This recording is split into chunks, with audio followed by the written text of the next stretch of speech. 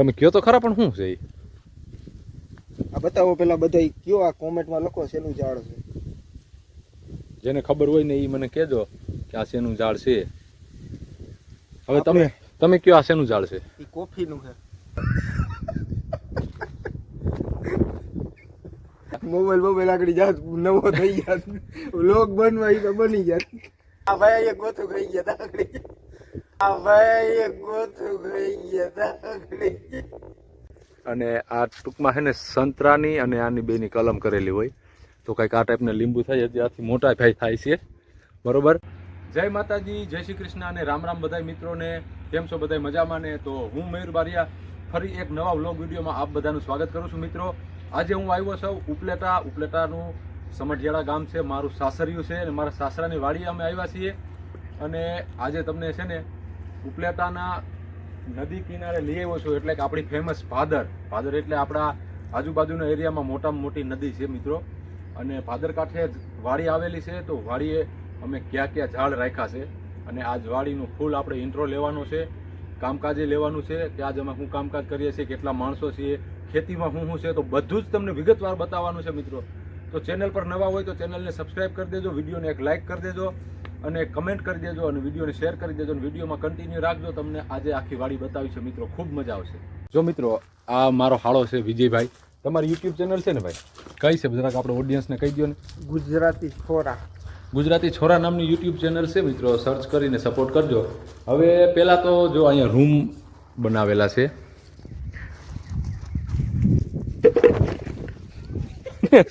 વિજયભાઈ, તો તમે કયો પાક લીધો છે અત્યારે ઉનાળાની અંદર?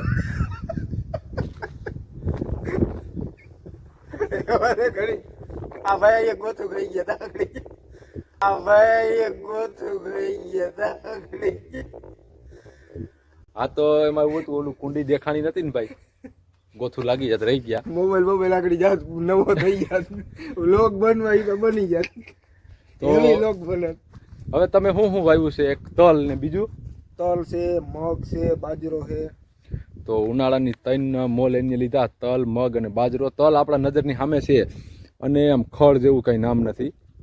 જો આમ જોવો તમે, આટલું ખડ હોય ને તો કોક દવા પી જાય. મોનોકોટો, સાયપર કિલ, કડવા ઝાડવાથી માંડી તમામ પ્રકારનું બધું ખડ છે, બધા ટાઈપનું ખડ આને રાખ્યું છે. અને આ હશે લગભગ અંદાજિત 10 વીઘાના તલ છે ને ભાઈ? 12 વીઘાના તલ છે. અને હવે તમે વાડીમાં ક્યાં ઝાડવા વાવ્યા છે, નામ દેવાના છે તમારે અને બતાવવાના છે એમને બધાને. બરોબર, તો ક્યાંથી શરૂઆત કરશું? માંથી આપણે શરૂ કરીએ. હાલો, અહીંયા કયું ઝાડ છે ભાઈ? અમને ખબર તો છે, તમારા મોઢે બોલાવીએ ને. એ મોટા લીંબુ આપણે મોસંબી સંતરા નથી કહેતા, એ ટાઈપના લીંબુ આવે. અને આ 12 માસી છે, વાત સાચી? હા, એ 12 માસી. જો એમાં હજી આ બાજુ આવો, જો મારી જો ભાઈ, એક મિનિટ ઝૂમ કરું. જો આ હે ને માસી છે, જો આ લીંબુ દેખાય ને, તો આ 12 માસી લીંબુડી છે.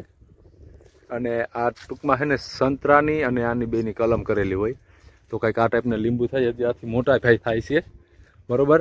અને હવે આપણે પછી આગળ જઈએ. બરોબર છે. હવે તમે નેક્સ્ટ શું બતાવવા માંગો ભાઈ? આ ખારક છે, ખારક કે ખજૂરી, લગભગ બેમાંથી એક છે. ખજૂરી છે લગભગ. ખજૂરી નથી, ખાયરક છે. ખાયરક છે. આને નથી ખબર શું છે, એટલે હું કહું મને ખબર છે. ના, આને ખબર નથી. ખાયરક ને ખજૂરીની તફાવત નથી ખબર. અમારી વાડીએ ખાયરક છે એટલે ખાયરક છે. બરોબર. હાલો, આના પછીનું ઝાડવું શું છે આપણી પાસે? ઈ તો આમરા. બરોબર. જો ભાઈ, ખાટી આમરી. આ બહુ મજા આવે ખાવાની. ઘણાને તો જોઈને પાણી આવી જાય છે. હું છે ને બહુ ખાતો, પણ મારા હવે દાંત અંબાઈ જાય છે એટલે આપણે ખાવાનું બંધ કરી દીધી છે. માવા નથી ખાતા તોય. બરોબર. પછી એક કંઈક તમે મને ઓલું કહેતા હતા, બહુ કિંમતી ઝાડ, કંઈક એનું શું નામ કીધું હતું? કંઈક શામાં વપરાય, શેમાં વપરાય? તમે કયો તો ખરા, પણ શું છે? આ બતાવો પેલા બધા કયો, આ કોમેન્ટમાં લખો શેનું ઝાડ છે. જેને ખબર હોય ને એ મને કહેજો કે આ શેનું ઝાડ છે. હવે તમે કયો આ શેનું ઝાડ છે? એ કોફીનું છે. કોફી. આપણે ગામડાવાળા તો બધા શામાં આવી ગયા છીએ, પણ જે સિટીના લોકો કોફી વાપરે ને ભાઈ, એ ઝાડ હતું કોફીનું. અને કોફીનું ઝાડ છે ને, એ સાચવણીની બહુ કરવી પડે, કારણ કે આપણે અહીંયા એની માવજત રાખવી પડે ને. આ ટાઈસવાળી જમીન છે ને, તો એના હિસાબે ગરમી વધારે હોય તો કદાચ એ બરવાની શક્યતા રહે. આ શું છે ભાઈ? એ ઉમરો છે. આ એટલે આપણે ઓલો જે સામાન્ય થાય એ ઉમરો નથી. આપણે ઓલા જે અળબા ઊભા હોય એ ટાઈપનો નથી. આ બીજી ટાઈપનો ઉમરો છે. તમામ જો આખે આ અલગ જ ટાઈપના આના પાન ને છે. આ કોફી છે કે નહીં ભાઈ? આ જો આ કોફી, આ તમને સિંગું બતાડું. આ જો આ કોફી છે. આ કોફીની સિંગ આવી હોય ભાઈ, અને અંદરથી કોફી કાઢીને બતાવે છે. જો કોફીના બી. આ કોફીના કોફી બનાવવું એટલે કઈક એટલે આ તમારે આમાંથી કોફી કઈ રીતે બને ખબર છે? આના બીજ છે ને તમારે ભેરા કરી અને મિક્સરમાં દરીને એક પાવડર આવે, ખબર નથી અમને. આ એક પાવડર એડ કરવો પડે. પાવડર એડ અને એ પાવડર એડ કરીને પછી કોફી બને એવું છે. પણ આ તમે એક વખત ઝાડ તો જો ભાઈ કોફીનું યાર, મેં નહોતું જોયું અત્યાર સુધીમાં, પહેલી વાર જોયું છે. આપણે કદાચ આપણા ઘેરે હોય તો આપણે એમ થાય દેશી ઝાડવા છે સાદા, પણ અલગ જ ટાઈપનું છે ભાઈ. તો આપણે તમે ઝાડવા તો સારા હાંચવા છે. પછી બીજું શું છે? આંબો, ગુજરાતની ફેમસ આઈટમ હમણાં વાવેલો છે આપણે. એટલે આ શિયાળામાં તમે વાવ્યું આ છે ને ભાઈ, ખૂટા કલમ કે ને એ છે બરોબર. આમાં હજી આવ્યું નથી, પણ ઓલી બાજુની સાઈડમાં 2-3 રોપડા અમારે એવા છે ને, એમાં અત્યારે મોર આવી ગયા છે. આંબાની સીઝન હાલે ને, મોર આવી ગયા હતા પણ કાપી નાખ્યા. એનું કારણ છે કે જો આમાં મોર આવ્યા હોય ને, નો કાપે ને તો આ છોડની વધ અટકી જાય. જો અહીંયા જો આ બતાવો ફણસલા ફૂટા. આ જો નવી ફૂટ છે બરોબર છે. તો એ જો ને આપણે મોર નો કાઢે ને તો આંબો છે ને બાટક્યો રહી જાય, ઠીંગણો. તો એના હિસાબે એને કાઢવો પડે. હાલો બીજી નેક્સ્ટ આઈટમમાં. આ તો લગભગ બધાએ જોયું જ છે. આ તો શું લાગે? રેસમડી નથી?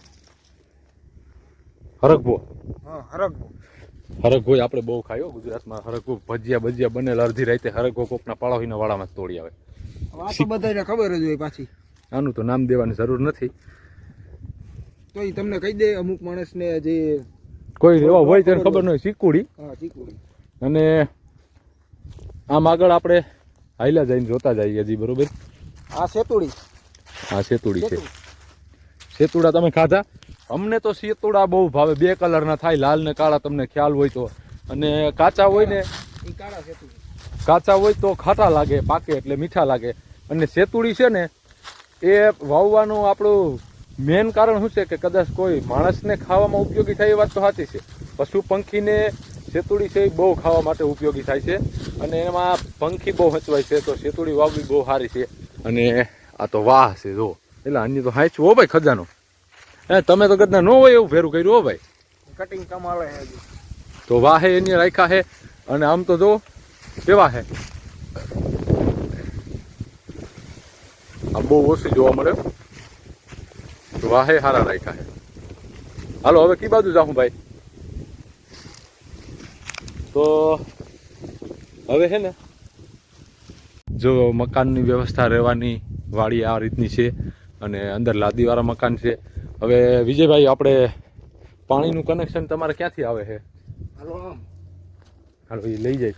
એટલે એક સારું કામ છે, આ કુંડી અને ડટા મૂકેલા છે જો આ રીતના બરોબર. અહીં પાણી વાળું હોય ને, આ એરવાલ છે, અહીંયા એર ભરાતો હોય ને એટલે એ વાય વયો જાય ઓલ બાજુ.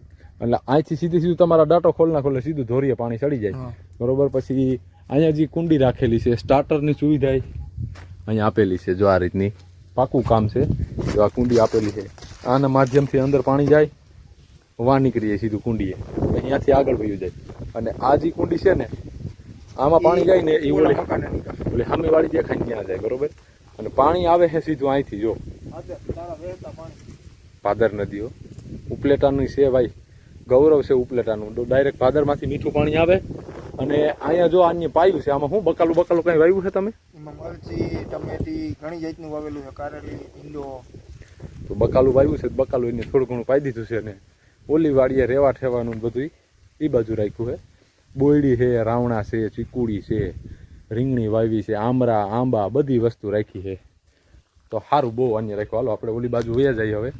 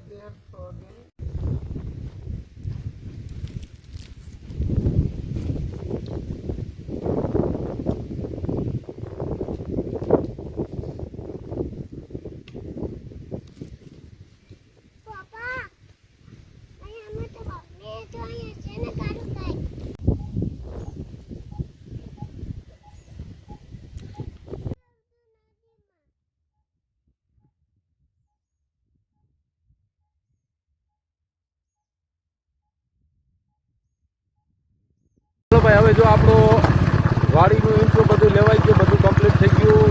આપણે એક રાઈત રોકાણા. હવે મારો ખાડો આવે છે મૂકવા અને અમે અત્યારે નીકળી જાય છે. બરોબર છે, ઉપલેટાના બસ સ્ટેન્ડે મૂકવા આવે છે. બસ સ્ટેન્ડેથી સીધા આપણે ઉપલેટાથી બાટવા લેવાની છે. બાટવાથી ત્યાં બાજુના ગામમાં જવાનું છે. કોયલ જોતા આવી લગ્નમાં જવાનું છે, તો ત્યાંથી સીધા નીકળી જાઉં. તો આપણે વિડીયો કન્ટિન્યુ કર્યો એ બદલ તમારો ખૂબ આભાર. ચેનલ પર એકવાર નવા હોય તો સબસ્ક્રાઈબ કરી દેજો, લાઈક કરી કમેન્ટ કરી દેજો. મળશું નવા બ્લોગમાં. ત્યાં સુધી બધાને જય માતાજી, જય શ્રી કૃષ્ણ.